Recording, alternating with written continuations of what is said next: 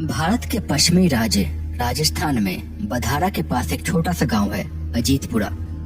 पहली नजर में ये गांव किसी आम गांव की तरह लगता है। सब ठीक ठाक, सीधे साधे लोग, अपने अपने काम करने वाले।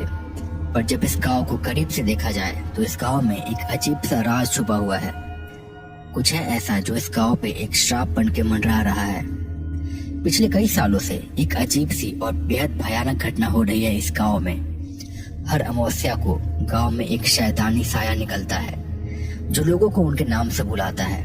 पर किसी ने अगर जवाब दिया तो या तो वो हमेशा के लिए पागल हो जाता है, या फिर हमेशा के लिए लापता, या फिर उसकी लाश किसी नारियल के पेड़ के पास मिलती है।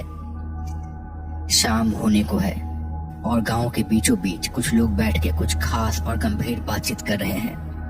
ऐसा लग रहा है जैसे किसी बहुत जरूरी काम की तैयारी हो रही हो।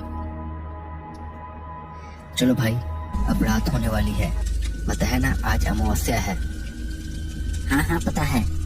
अब चलते हैं घर। ना जाने किस मनहूस घड़ी में हमारे गांव को ये श्राप लग गया। श्राप? कैसा श्राप? आप लोग भी ना कैसी कैसी बातों पर विश्वास करते हैं। ये बात कही है मनीष ने, जो कि कल ही अपने शहर से इस गांव आया है अपने दादा दादी के पास अपनी छुट्टियां बिताने। दादा दादी कई दिनों से उसे बोल रहे थे कि हमारे पास आओ और हमारे साथ वक्त गुजारो, इसलिए वो कल ही शहर से अपने गांव आया है। पर उसे गांव के बारे में ज्यादा कुछ नहीं पता। अरे मनीष भाई, तुम इस बात को हल्के में मत लो। गांव के कई लोग इस बात को झेल चुके हैं और झेल रहे हैं। तुम्हें पता भी नहीं है कितना भयानक है ये। पर आखिर होता क्या है? अरे कुछ नहीं होता। अब अपने अपने घर चलो सब। और हाँ मनीष, रात को कोई अगर आवाज दे तो घर के बाहर मत जाना बस। मुझे पता है तुम इन सब बातों पे विश्वास नहीं करते हो, लेकिन चोर लुटेरे भी तो हो सकते हैं ना गांव के आसपास, तो बाहर मत जाना बस। ऐसा कह के सब अपने अपने घर चले गए।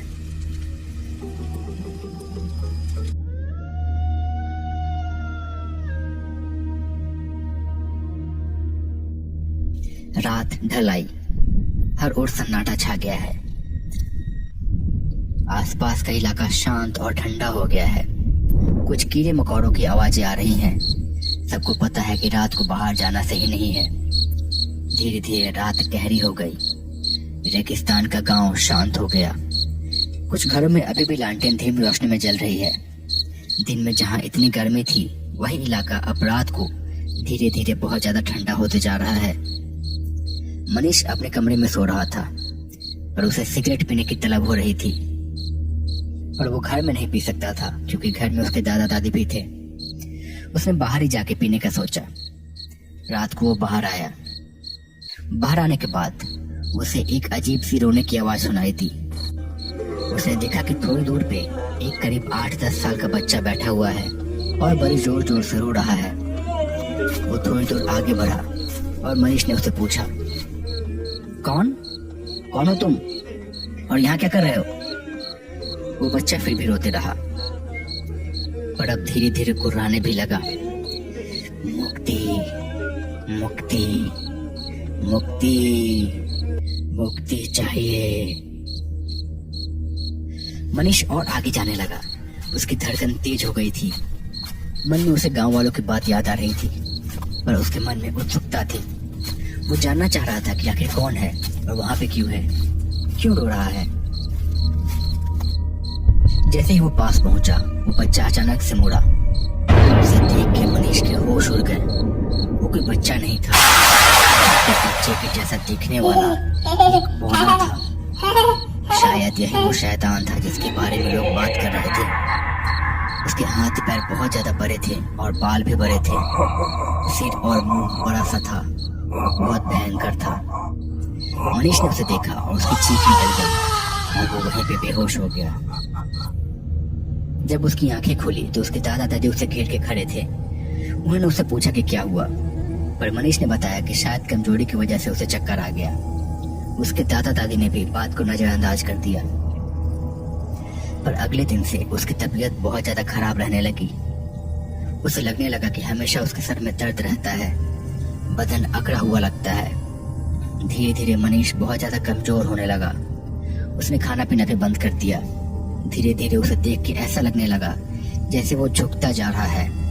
उसका कद धीरे धीरे कम होते जा रहा है। मनीष के दादा दादी सोच में पड़ गए।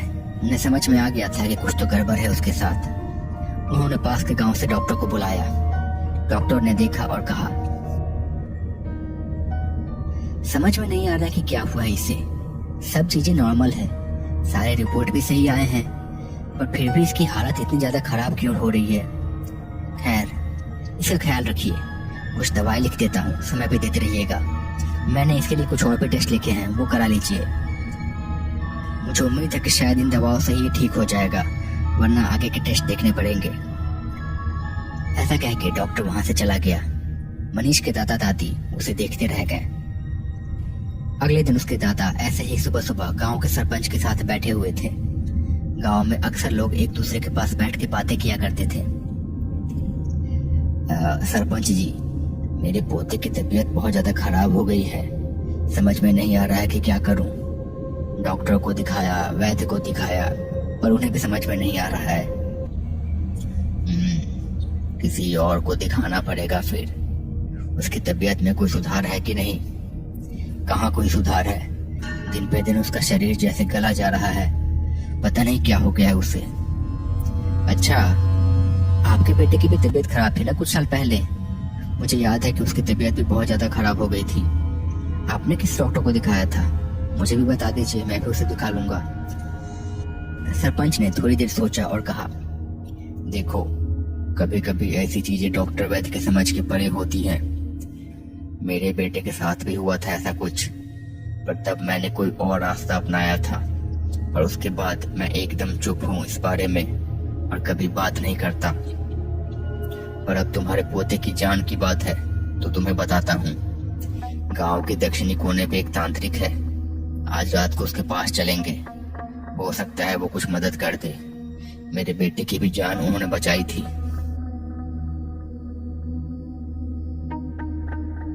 एक छोटे से मकान में एक लड़का बिस्तर पे पड़ा हुआ है। उसकी हालत बहुत ज्यादा खराब लग रही है। आंखों के नीचे अंधेरा छा चुका है, बदन कमजोर होते जा रहा है, सांस लेने में भी तकलीफ हो रही है, पर अभी भी जिंदा है। उसी कमरे में कुछ देर के बाद एक बूढ़ा आदमी आया और सामने बैठ गया। ना जाने क्या हो गया है तुम्हें। अब एक तू ही तो है मेरा इस दुनिया में। तेरे बिना जीने का क्या मतलब। मैं तुझे कुछ नहीं होने दूंगा, चाहे मुझे कुछ भी करना पड़े, मैं तुझे कुछ भी नहीं होने दूंगा। इसके बाद उस बूढ़े ने चुपचाप कुछ सोचा और चुपचाप फिर वहां से निकल पड़ा। रात के सन्नाटे में धीरे धीरे चलता हुआ गांव के दूसरे छोर पे पहुंचा। यहाँ एक छोटी सी झोपड़ी है। उसके अंदर से थोड़ी सी रोशनी आ रही है और साथ ही में कुछ मंत्रों की आवाज भी आ रही है। वो बूढ़ा इधर उधर देख के चुपके से अंदर चला गया। उसने देखा कि झोपड़ी के अंदर एक आदमी बैठा हुआ है। उसके सामने मोमबत्तियां जल रही हैं और कुछ निशान बनाए हुए हैं। एक नरमुंड भी रखा हुआ है वहां पे। पास में ही कुछ और सामान भी रखा हुआ है। वो आदमी किसी तांत्रिक के जैसे लग रहा है। ऐसा लग रहा है जैसे किसी बहुत ही गंभीर सिद्धि में लीन है। बुढ़े ने उसके पास जाके कहा, महाराज महाराज महाराज, मदद कीजिए महाराज। बड़ी मुसीबत में हूँ, मेरा सब कुछ लुट जाएगा। बचा लीजिए महाराज, बचा लीजिए। उस तांत्रिक ने अपनी आंखें खोली और बोला, कहाँ से आया है? महाराज, अजीतपुरा का ही रहने वाला हूँ, आपके गांव का ही हूँ महाराज। बचा लीजिए महाराज। तांत्रिक ने उसकी बात सुनी और फिर आंखें बंद करके धीमी आवाज में कुछ मंत्र पढ़ा, फिर अपनी आंखें खोली। मैं समझ गया कि तू यहाँ पे क्यों आया है, लेकिन मुश्किल है, बहुत अधिक मुश्किल है। तेरा बेटा सच में बीमारी से ग्रसित है और अब बस कुछ ही सांसें बची हुई है उसकी। इसमें मैं क्या करूं? डॉक्टर वैद्य को नहीं दिखाया? दिखाया महाराज, सबको दिखाया। जयपुर से दिल्ली हर जगह लेके गया। आधे से ज्यादा खेत बेच दिए इलाज में, लेकिन सभी ने हाथ खड़ा कर दिया। अब बस आपका ही सहारा है महाराज, बचा लीजिए। तांत्रिक ने फिर कुछ और सोचा और कहा, देख, तेरा बेटा अंतिम सांसें ले रहा है, इसकी जीवन शक्ति खत्म हो रही है। एक काम मैं कर सकता हूँ, लेकिन ये प्रकृति के नियम के खिलाफ है और ये तामसिक तंत्र है। महाराज दया कीजिए, मेरे बच्चे को बचा लीजिए। मैं जो कुछ भी हो करूंगा आपके लिए, बस बचा लीजिए उससे। अभी उसने दुनिया भी नहीं देखी है ठीक से। तांत्रिक ने फिर कहा, इसके लिए मुझे किसी और की जीवन शक्ति छीन के तेरे बेटे में डालनी होगी। रह पाएगा इस मन के बोझ के साथ? बोल, किसी और के बेटे को मार के अपने बेटे को खुश देख पाएगा? मैं कर लूंगा महाराज, मैं सब कुछ देख लूंगा, मुझे सब मंजूर है, बस आप उसे बचा लीजिए। ठीक है, मैं करूंगा, पर तू गांव का सरपंच है, इसके बदले तुझे तेरी आंखें मूंदनी होंगी। मैं कुछ भी करूं गांव में, कोई भी साधना करूं, तो कुछ नहीं बोलेगा और इस रात का जिक्र किसी और से कभी नहीं करेगा। अगर किसी से तूने कुछ बोला तो तुझे पता है मैं क्या कर सकता हूँ। मुझे मंजूर है महाराज, सब मंजूर है। ठीक है, कल इसी वक्त आना फिर से यहाँ पे, मैं संभालूंगा, पर अपना वादा मत भूलना, वरना तुझे पता है ना मैं क्या कर सकता हूँ। हाँ महाराज, आपकी जय हो, आपकी जय हो।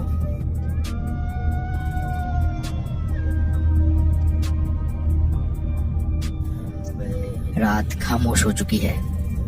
तांत्रिक अपनी झोपड़ी में बैठ के कुछ ऐसे ही मंत्र पढ़ रहा है। उसके पास मोमबत्तियां जल रही हैं और पास में ही एक हरे रंग का नारियल रखा हुआ है। उस नारियल पे कुछ धागे बंधे हुए हैं और काले रंग से तिलक लगाया हुआ है। कुछ देर के बाद तांत्रिक झोपड़ी से बाहर निकल आया, नारियल हाथ में लेके।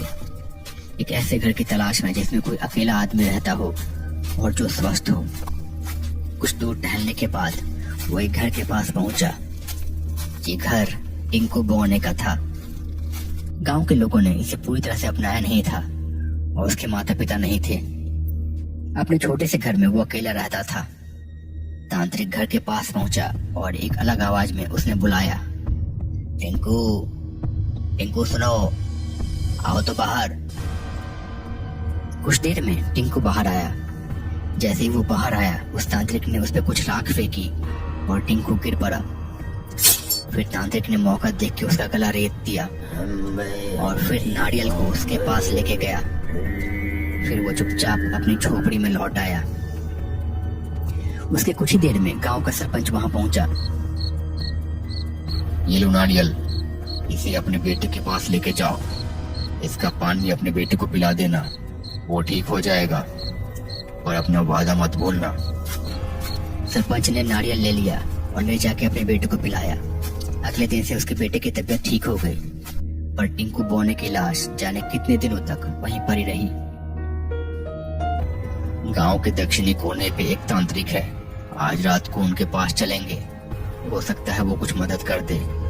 मेरे बेटे की जान भी उन्होंने बचाई थी। हाँ ठीक है, इस समय तू जो भी सहारा दिखे अच्छा है।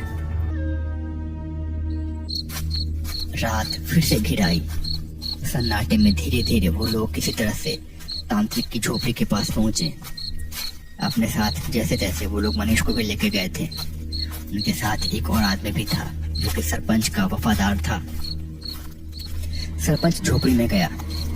उसने देखा कि वो तांत्रिक चुपचाप झोपड़ी में बैठा हुआ है, पर अब वो थोड़ा बूढ़ा हो चुका है, बाल सफेद हो चुके हैं और थोड़ा कमजोर भी लग रहा है।